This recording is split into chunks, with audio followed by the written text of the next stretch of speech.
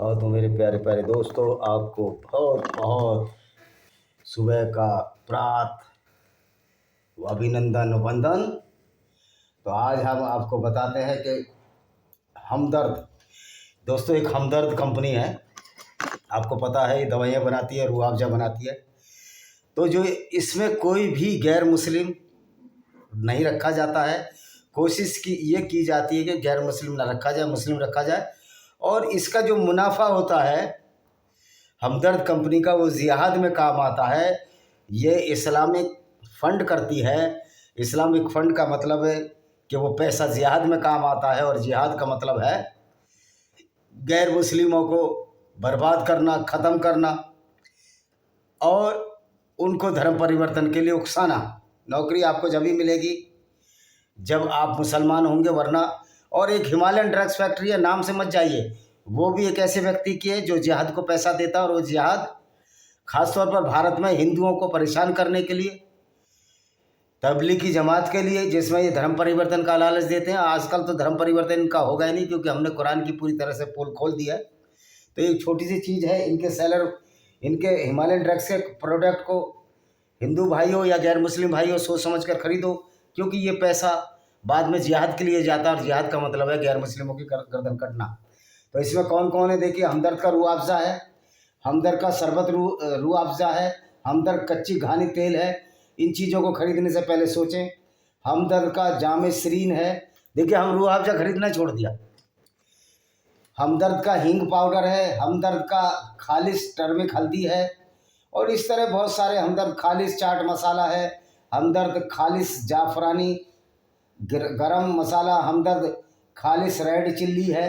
तो इस तरह बहुत सारे प्रोडक्ट हैं, इनका हनी है, ये सब है। तो भैया सोच समझ कर खरीदो। अगर आप अपने पैरों पर कुल्हाड़ी मारना है तो इस प्रोडक्ट को खरीदो। तो ये इसी तरह हिमालयन ड्रग्स, इनके खरीदो। और हमदर्द के प्रोडक्ट पर हमदर्द खालिश लिखा रहता है। खालिश का मतलब सिर्फ इस्लामिक, शुद्ध से मतलब नहीं है, क्योंकि इस्लाम को ही शुद्ध मानते हैं। तो आइए हम कुरान की कुछ आयतों का अब अवलोकन करते हैं। जो आयतें हमने आपको बताई कल, हमने जैसे कि अल तौबा आयत 9 नंबर आयत का हम पाठ पढ़ रहे थे, तो आज हम उसी को आगे बढ़ाने की कोशिश करेंगे और बताएंगे कि 91वीं आयत में क्या लिखा है। चैप्टर 9 है कुरान का, और किस तरह से ये एक फुल टू फुल गुंडागर्दी कहिए, खूनीज़म कहिए, ये फुल टू फुल एक गुंडागर्दी है जो कि इस्लाम की चल रही है। इसको रोकने के लिए हमने कुरान की उन आयतों का अध्ययन करना होगा। तो जो लोग हिंदू समझते हैं कि ऐसा कुछ भी नहीं है इस्लाम में, एक्चुअल में उन्होंने पढ़ा ही नहीं है कुछ। वो कुछ नहीं जानते, और ऐसे मूर्खों की वजह से हमारे और लोग भी गुमराह होते हैं। इसलिए हम कुरान की आयतों को पढ़ते हैं। चलिए 91। न तो कमज़ोरों के लिए कोई दोस्त की बात है, न बीमारों के लिए, न उन लोगों के लिए जिन्हें खर्च करने के लिए कुछ प्राप्त नहीं, जबकि वो अल्लाह और उसके रसूल के प्रति निष्ठावान हों। उत्तम कार्यों पर इल्ज़ाम की कोई गुंजाइश नहीं, अल्लाह तो बड़ा क्षमाशील अत्यंत दयावान है। तो ये मोहम्मद का काम था काफ़िले लूटना। और काफ़िले लूटने में ये किस किस को छूट दे रहे हैं? जो कमज़ोर हैं और जो बीमार हैं, उन लोगों के लिए जिन्हें खर्च करने के लिए कुछ प्राप्त नहीं, जब और लेकिन अल्लाह के रसूल और उसके प्रति दयावान होना चाहिए। नहीं तो कोई गुंजाइश ही नहीं है आपके लिए। अगर आप गैर मुस्लिम हैं फिर तो आप जिहाद का शिकार हो गए ही। 92 क्या कहती है? न उन लोगों पर आरोप करने की कोई गुंजाइश है जिनका हाल यह है कि वो जब तुम्हारे पास आते हैं तुम उनके लिए सवारी का प्रबंध कर दो। तुम कहते हैं मुझे ऐसा कुछ प्राप्त नहीं जिस पर तुम्हें सवार करूं। वे इस दिशा में लौटते हैं और इस गम में उनकी आंखें आंसू बहा रही होती हैं। वे अपने पास खर्च करने के लिए कुछ नहीं पाते। कह रहा उन लोगों को जिनके पास संसाधन नहीं, आपसे संसाधन मांगते हैं और लड़ना तो चाहते हैं, लेकिन चूंकि संसाधन नहीं है तो उनको भी छोड़ दो, क्योंकि आपने संसाधन उपलब्ध नहीं कराए। तो इससे साबित होता है कि ये जो कुरान का अल्लाह है, जो कि फैब्रिकेटेड अल्लाह है, मैं तो इस्लाम सारा दोष पैगंबर पर देता हूँ।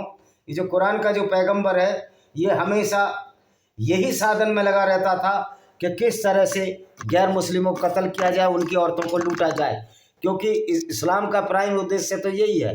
तो इससे आप समझ सकते हैं ये किस तरह की विचारधारा और किस तरह की आइडियोलॉजी है। अब क्या कहता है अगली आयत में? इल्ज़ाम तो बस उन पर है जो धनवान होते हुए तुमसे छुट्टी मांगते हैं। वे इस पर राजी हुए कि पीछे डाले गए लोगों के साथ रह जाएं। अल्लाह ने तो उनके दिलों पर मोहर लगा दी, इसलिए जानते नहीं। कह रहा जो पैसे वाले हैं, जो साधन संपन्न है, तो आपने देखा होगा, आप आश्चर्य की बात नहीं है, इंजीनियर, डॉक्टर या जो साधन संपन्न है वही जिहाद के लिए पैसा मुहैया कराते हैं। क्योंकि इस्लाम तो एक ऐसी गुंडागर्दी है, इसमें एक बार जो फंस गया इस गंदगी में, इस्लाम इज डर्ट, जो इस गंदगी में फंस गया वो फिर बाहर नहीं निकल सकता। 94 आयत, जब तुम पलटकर उनके पास पहुंचोगे, तुम्हारे सामने बहाने करने लगेंगे, तुम कह देना बहाने न बनाओ, हम तुम्हारी बात कदापि नहीं मानेंगे, हमें अल्लाह ने तुम्हारे वृत्तांत बता दिए हैं, सभी अल्लाह और उसका रसूल तुम्हारे काम को देखेगा, फिर तुम उसको लौटोगे। छिपे और खुले का ज्ञान रखता है, फिर जो कुछ तुम करते रहोगे तुम्हें बता देगा। कह रहा फिर तुम बाद में तो उसी को लौटना, अल्लाह की ओर। यार ऐसे अज्ञानी और मूर्ख अल्लाह की ओर लौटोगे आप? ऐसे पैगंबर की ओर लौटोगे जो जिसका काम ही काफिले लूटना था? बताइए ये कहाँ की उचित बात है कि आपका पैगंबर काफिले लूटने वाला हो और उसको आप पैगंबर मानो? तो इससे तो गिरी कोई बात हो ही नहीं सकती। तो कह रहे अल्लाह की तरफ कोई नहीं लौटेगा। जो अल्लाह कुछ जानता ही नहीं, अल्लाह फेब्रिकेटेड काल्पनिक पात्र है, तो क्या तुम कहते हो मूर्ति पूजा हिंदू करते हैं, तो तुम तो उस अल्लाह की पूजा करते हैं जिसका कोई एग्जिस्टेंस ही नहीं है कि, और हमने साबित कर दिया अल्लाह है ही नहीं, वो मोहम्मद की बनाई हुई एक कृति है, एक पपिट है, एक पुतली है। क्योंकि अगर अल्लाह दुनिया को बनाने वाला होता तो ये अल्लाह तो ये जानता कि दुनिया जो है स्थिर नहीं है, सूर्य उसके चारों तरफ चक्कर नहीं करता है, लेकिन तुम्हारा अल्लाह कहता है कि सूर्य स्थिर है, पृथ्वी स्थिर है और सूर्य उसके चारों तरफ पर चक्कर काटता है। जबकि हकीकत यह है कि दोनों घूम रहे हैं, एक अपनी परिधि में, पृथ्वी सूर्य के चारों तरफ और अपनी परिधि पर भी घूम रही है।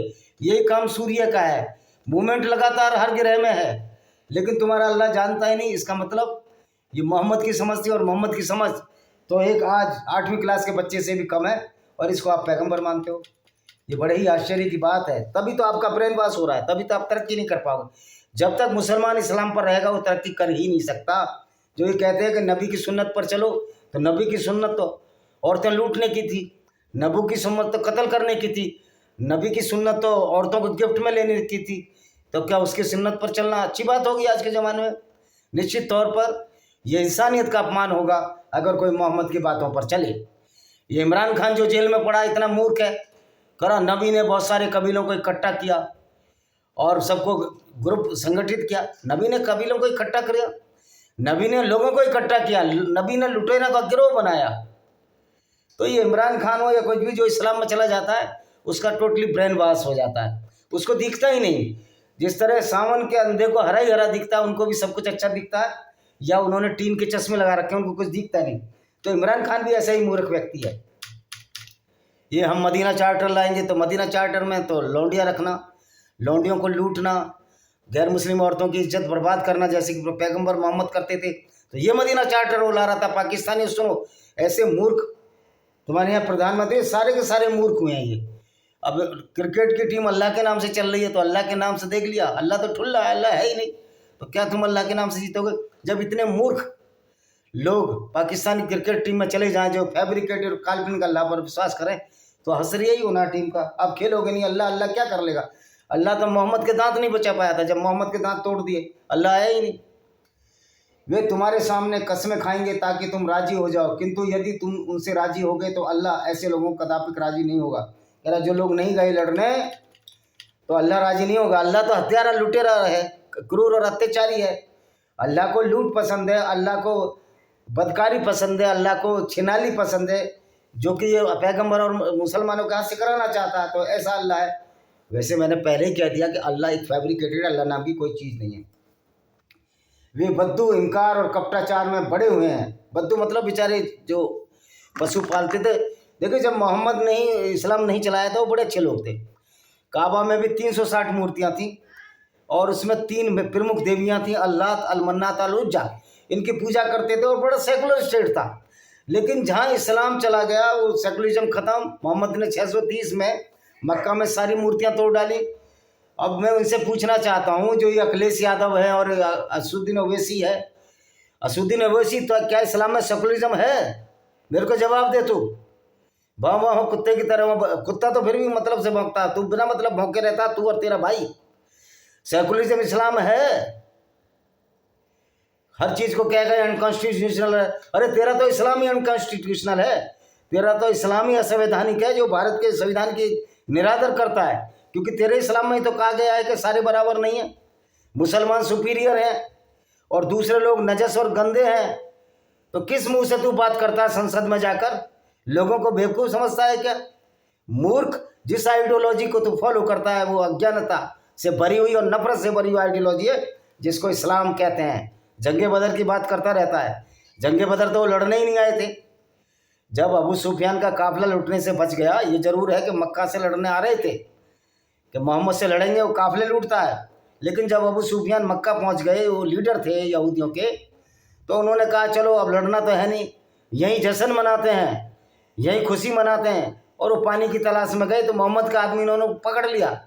पानी की तलाश में जो उनको छोड़ नहीं रहे थे, मजबूरी में लड़ाई लड़ी तो जंगे बदर जीत गए। जंगे बदर नहीं जीत गए, वो एक राक्षसी लोगों की लड़ाई थी जिसमें शरीफ लोग हारे, मैं ये मानता हूँ।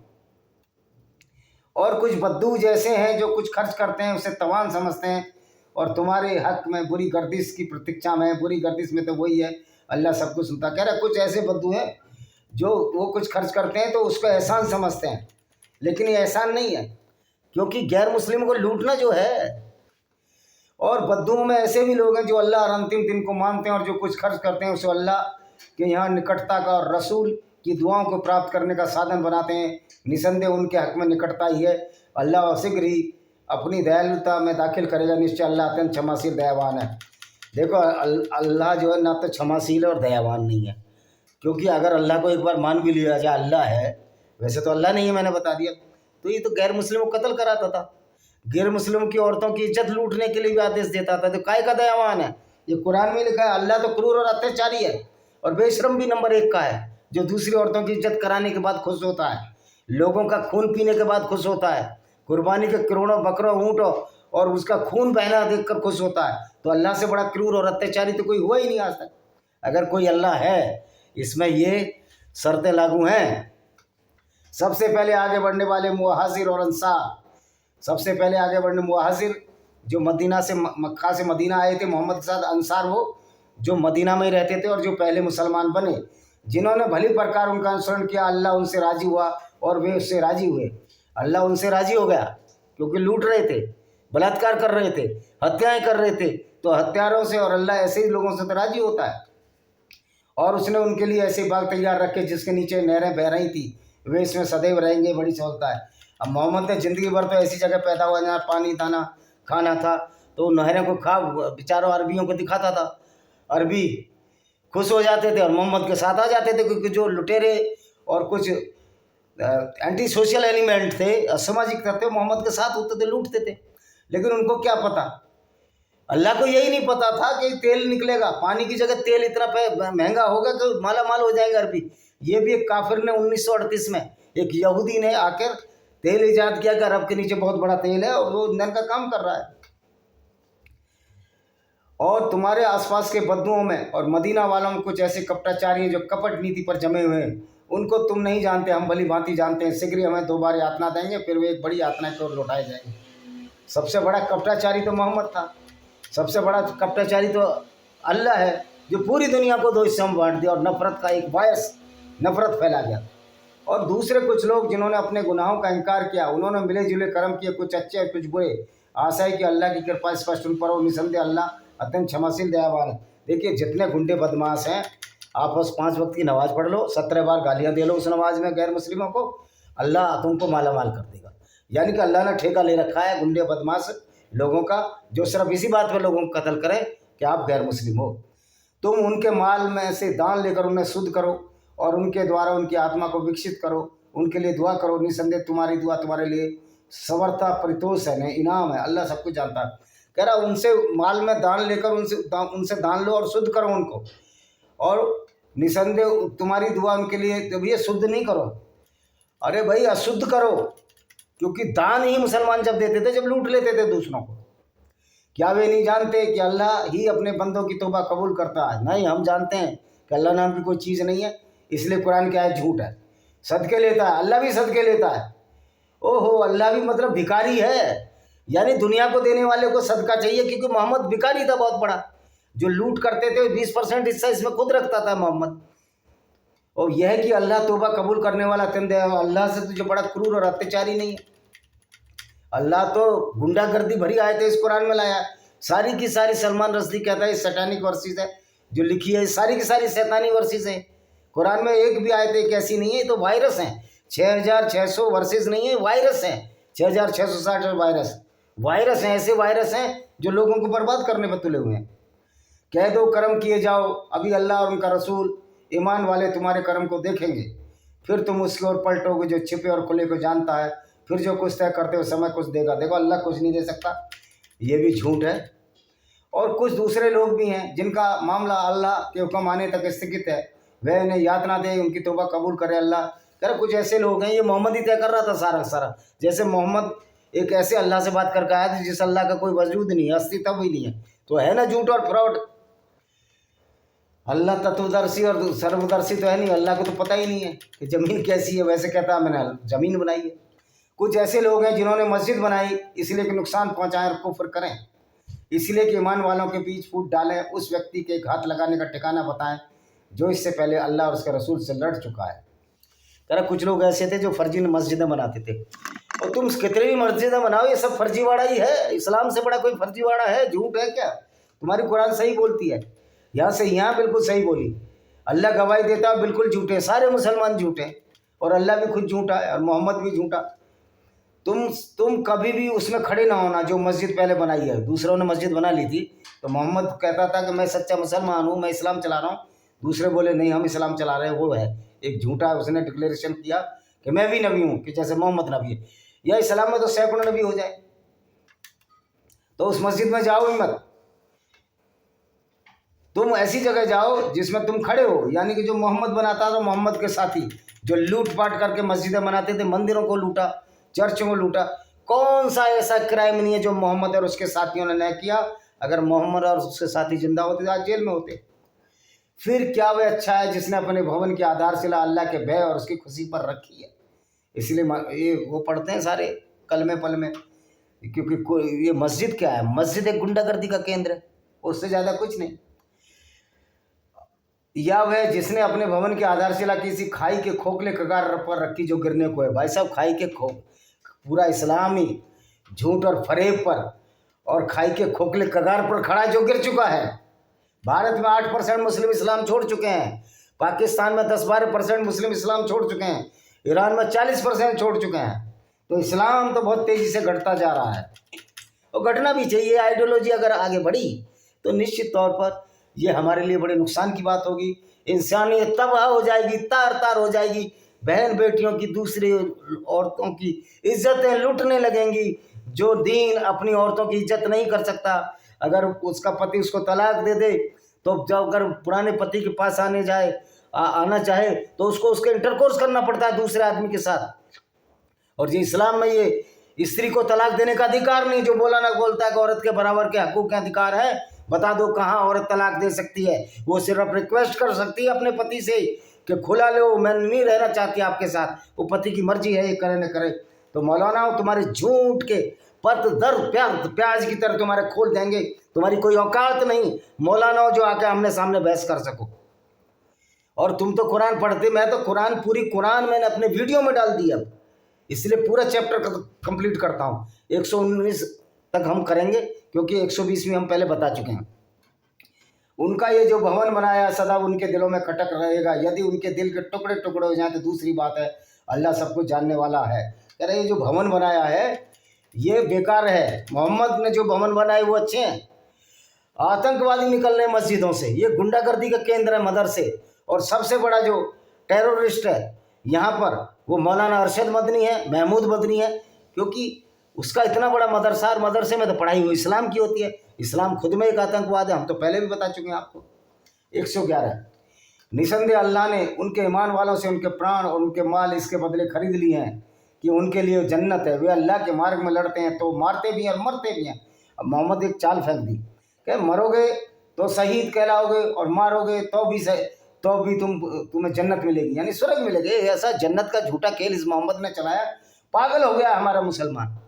इंजीनियर पागल, असिस्टेंट इंजीनियर, ठीक, हमारे विभाग का एग्जीक्यूटिव इंजीनियर पागल है इस्लाम के ऊपर। हमसे बात करना बंद कर दिया। अरे तो हमको जरूरत ही नहीं तुम जैसे लोगों को, जो पैगंबर को जो लुटेरे पैगंबर को और जो औरतों को साथ बलात्कार करता हो, औरतें गिफ्ट में लेता हो, उस ऐसे फॉलोवर्स को हम नहीं जरूरत है, तुम्हारी हमको जरूरत नहीं।